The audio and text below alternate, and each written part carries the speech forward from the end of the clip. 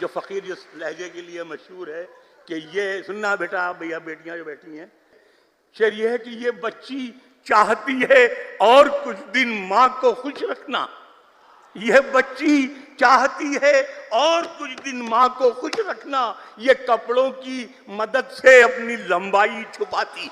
वाह। यह बच्ची चाहती है और वाह, कुछ वाह, दिन वाह, वाह, वाह। माँ को, यह कपड़ों की मदद से अपनी लंबाई छुपाती। वाह। किसी के जख्म पर चाहत से पट्टी कौन बांधेगा। वाह। सुनना बेटा, किसी के जख्म पर चाहत से पट्टी कौन बांधेगा, अगर बहनें नहीं होंगी तो राखी कौन बांधेगा। वाह। किसी के जख्म पर चाहत से पट्टी कौन बांधेगा।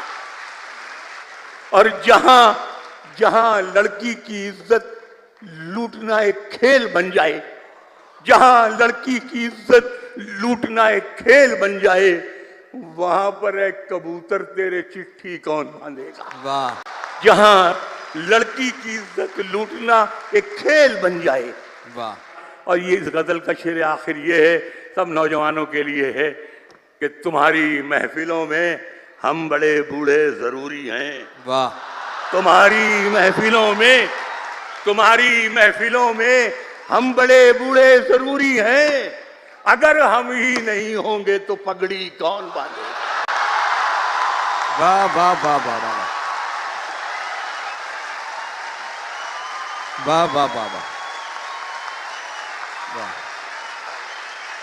वाह।